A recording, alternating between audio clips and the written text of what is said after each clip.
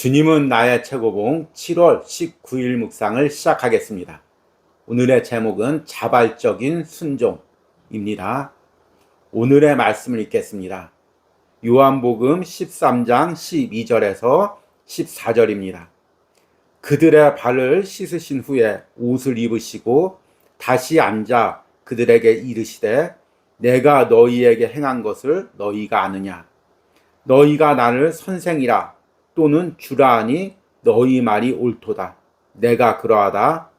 내가 주와 또는 선생이 되어 너희 발을 씻었으니 너희도 서로 발을 씻어주는 것이 옳으니라. 아멘. 어제 주님은 나의 최고봉 묵상에서는 순종이란 주제로 묵상했습니다. 순종이란 사람이 사람에게 강요하는 것이 아니라 사람이 하나님께만 온전히 드리는 것이 순종이라고 말씀을 드렸습니다. 그렇다고 이 이야기는 사람에게 전혀 순종하지 않아도 된다는 말이 아닙니다. 우리는 주의 종이나 또 우리에게 지도자가 하나님의 말씀을 대언할 때, 또 하나님의 성품으로 우리를 지도할 때 그것에 순종해야 됩니다. 그 사람을 보고 순종하는 것이 아니라 그 사람과 함께 하시는 하나님을 보고 하나님께 순종하는 것입니다. 오늘의 묵상의 제목은 자발적인 순종입니다. 우리가 하나님께 순종할 때 또는 사람한테 순종할 때는 억지로 하는 것이 아닙니다. 그 사람의 사회적 지위나 공동체적 지위에 눌려서 어찌할 수 없이 순종하는 것은 올바른 순종이 아닙니다. 또한 지위가 높은 사람도 그렇게 상대방에게 순종을 강요해서는 안 된다고 이야기합니다. 어제 묵상에서 그런 순종을 강요하는 것은 타인을 나의 종으로 만드는 하나님께서 무척 싫어하시는 행동이라고 이야기하고 있습니다. 그렇다면 어떻게 순종해야 될까요? 하나님이 주신 감동으로 자발적인 순종을 내가 하나님께도 또 하나님의 사람에게도 드려야 되는 것입니다. 오늘 요한복음 13장 말씀을 읽었는데 예수님께서 제자들의 발을 씻기시는 장면이 나옵니다. 그리고 예수님께서 제자들에게 이렇게 말씀하십니다. 13절에 보니까 너희가 나를 선생이라 또는 주라 하니 너희 말이 옳도다. 내가 그러하다. 내가 주와 또는 선생이 되어 너희 발을 씻었으니 너희도 서로 발을 씻어주는 것이 옳으니라. 이 말씀을 쉽게 이야기하면 너희가 나를 선생으로 인정하느냐? 인정한다면 내가 하는 행동을 너희들이 따라하는 것이 맞다. 예수님께서는 제자들에게 너희가 제자니까 당연히 이것을 해야 된다. 안 하면 안 된다. 강요하는 것이 아니라 너희가 나를 선생님으로 인정하느냐? 스승으로 인정하느냐? 예수 그리스도로 인정하느냐? 그렇다면 너희 스스로 자발적으로 그것을 따라하는 것이 맞다. 이렇게 이야기하는 것입니다. 이것은 예수님과 우리 사이에만 있는 순종이 아닙니다. 같은 그리스도 안에서도 서로가 서로에게 순종할 때 이런 영적 권위에 대한 순종, 억지로 시켜서 하는 순종이 아니라 스스로 감동되어서 저 사람은 하나님이 세운 사람이 맞구나. 저 사람이 하는 이야기는 하나님의 말씀을 대언하는 것이 맞구나. 저 사람은 하나님의 영에 감동된 사람이 많구나. 이런 감동으로 자발적인 순종을 그 사람에게 드려야 되는 것입니다. 그럴 때 그 순종이 하나님이 기뻐하시는 순종입니다. 세상의 위계 질서처럼 내가 높은 곳에 있으니까 너는 아랫사람이니까 무조건 따라와라. 따라오지 않으면 너는 잘못된 거다. 이렇게 정죄하고 판단하는 것이 아니라 내 스스로 내가 하나님의 영에 감동되어서 은혜대로 살아갈 때 상대방이 나에게 자발적인 순종을 드릴 수 있도록 항상 내가 하나님의 뜻에 맞춰 살려고 몸부림을 쳐야 되는 것입니다. 그리고 이런 공동체 안에서 순종이 이루어질 때 가장 신앙적으로 아름다운 순종이 이루어질 수가 있는 것입니다. 이것이 우리가 주님께 드려야 될 순종이고 공동체 안에서 또 이루어져야 할 순종이고 우리가 꿈꿔야 할 순종인 것입니다. 이런 순종이 여러분 삶에, 가정에, 또 공동체 안에 이루어지기를 꿈꾸며 오늘 묵상을 들어보시기 바랍니다. 오늘의 묵상입니다. 주님은 절대로 자신의 권위를 주장하지 않으십니다. 그분은 결코 너는 반드시 해야 한다고 말씀하지 않으십니다. 그분은 우리를 완벽하게 자유롭게 하십니다. 그래서 우리는 사람들이 그러했던 것 같이 그분의 얼굴에 침을 뱉을 수 있을 만큼 자유합니다. 또한 사람들이 그분을 죽였던 것 같이 우리도 그분을 죽일 수 있을 만큼 자유합니다. 그래도 주님은 아무 말도 하지 않으실 것입니다. 그러나 주님의 생명이 주님의 구속에 의해 내 안에 창조되는 즉시 나는 주님의 완전한 권위 아래 있음을 인식하게 됩니다. 이는 도덕적, 영적 통치입니다. 우리 주 하나님이여 합당하오니 내 안에 있는 가치 없는 것들만이 가치 있는 분께 순종하기를 거부합니다. 만일 내가 자신보다 거룩한 사람을 만났는데 그의 가치를 인정하지 않고 그를 통해 오는 것들을 순종하지 않는다면 이는 내 안에 가치가 없는 것들이 드러나는 순간들입니다. 하나님은 지적인 면이 아니라 거룩한 면에서 우리보다 조금 나은 자들을 사용해 우리가 주님의 통치하에 들어갈 때까지 우리를 교육하십니다. 그 후 우리의 전반적인 삶의 자세는 주님을 향한 순종으로 일관됩니다. 주님께서 순종을 강요하신다면 그분은 노예 감독자와 같을 것이요 참된 권위를 갖지 못할 것입니다. 주님은 결코 순종을 강요하지 않으십니다. 그러나 우리가 주님을 만나 뵙게 되면 당장 주께 순종합니다.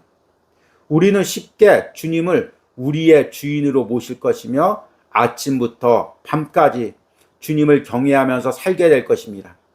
내가 은혜 가운데 자라나고 있다는 증거는 나의 순종을 보면 알 수 있습니다. 우리는 진흙탕에 빠져 있는 순종이란 단어를 살려내야 합니다.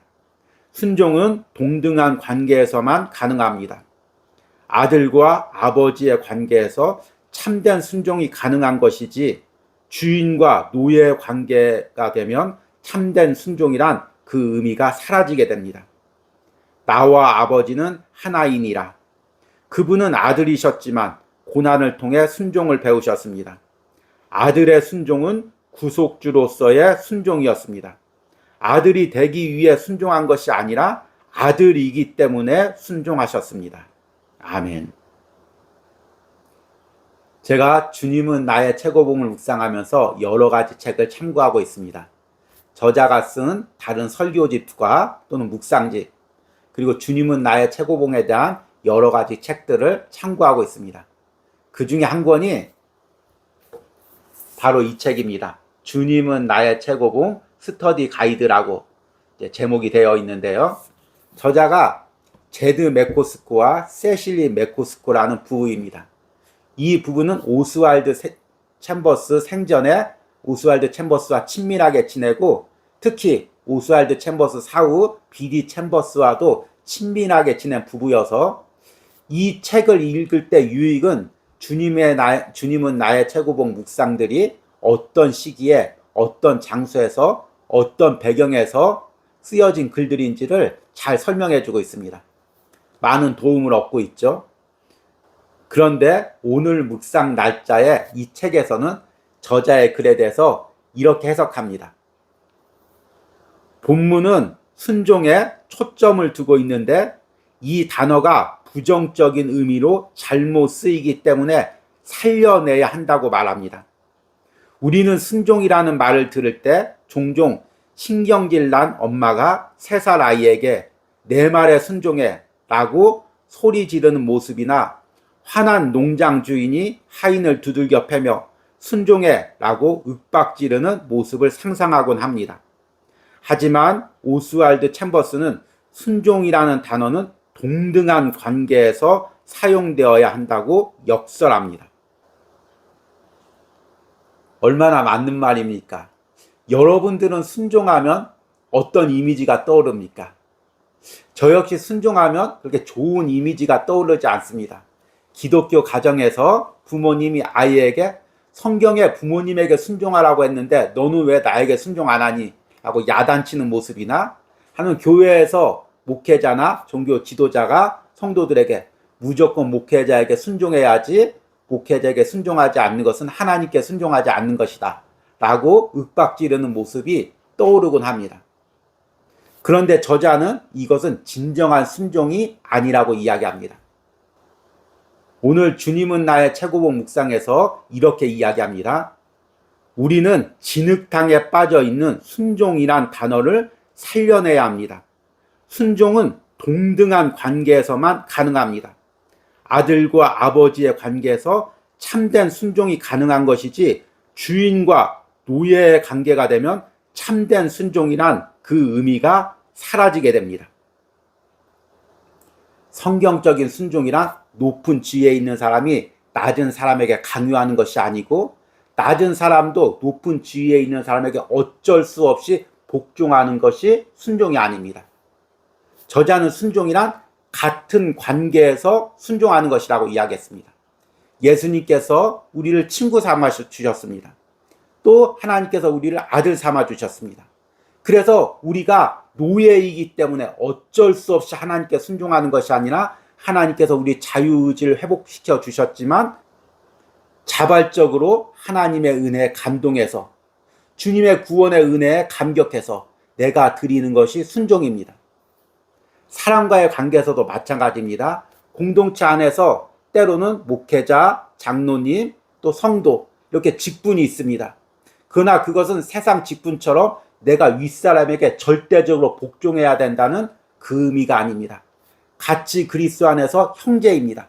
그러나 저분이 하나님의 은혜 가운데 사시는 분이고, 하나님이 저분을 통해서 말씀하시고, 저분이 하나님의 은혜와 감동 가운데 살기 위해서 몸부림치는 분이라는 것을 내가 깨닫고, 스스로 자발적으로 내 모든 세상적인 지위와 권위를 내려놓고 그분께 순종하는 것입니다. 이것이 공동체 안에서, 또 신앙 안에서 있어야 될 순종이고, 우리가 꿈꿔야 될 순종입니다. 저자는 예수님께서 우리에게 절대로 순종을 강요하지 않으신다고 이야기합니다.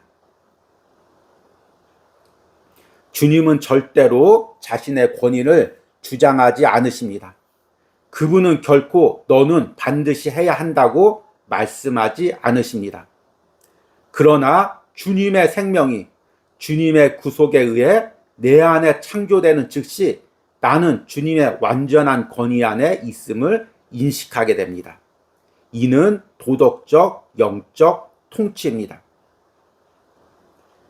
주님은 우리에게 순종을 강요하지 않으십니다.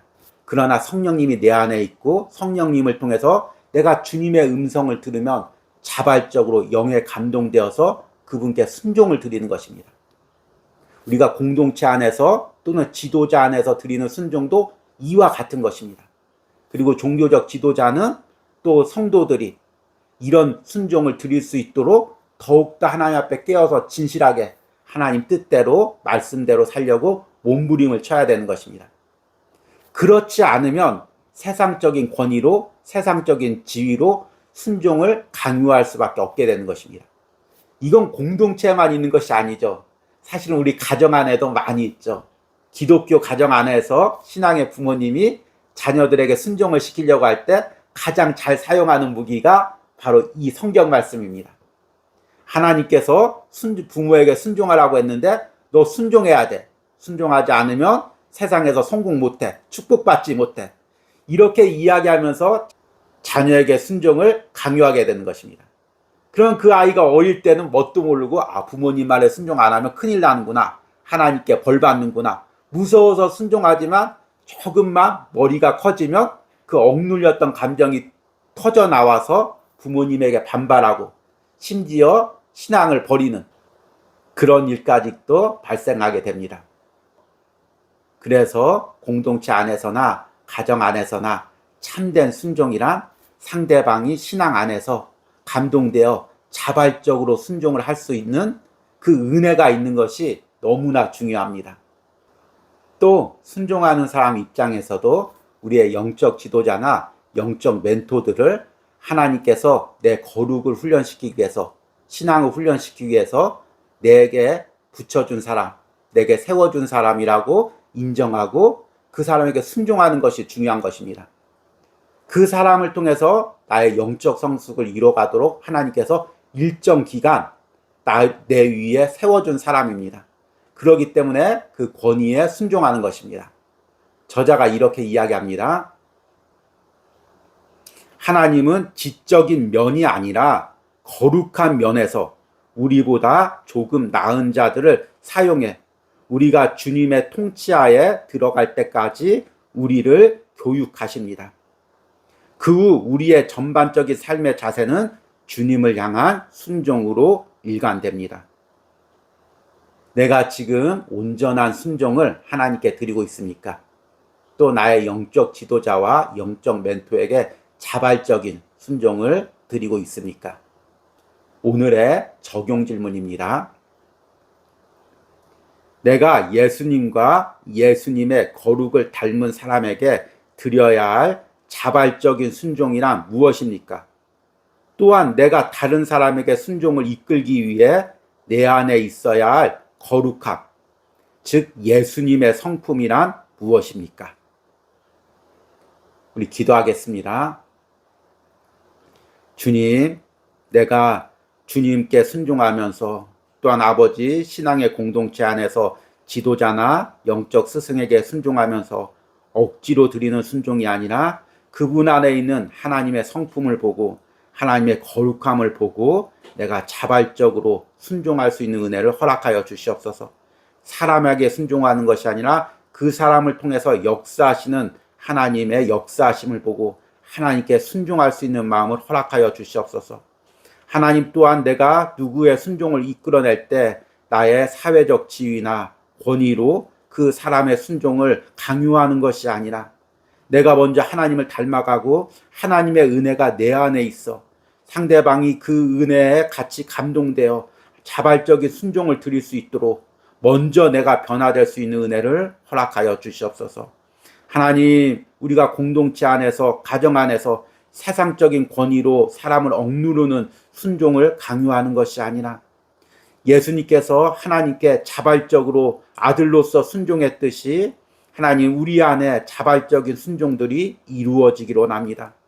우리 안에 하나님을 닮은 성품들이 있기로 원합니다. 그래서 우리가 사람을 보고 순종하는 것이 아니라 하나님의 역사하심, 함께하심을 보고 순종할 수 있는 은혜를 허락하여 주시옵소서. 예수님의 이름으로 기도했습니다. 아멘.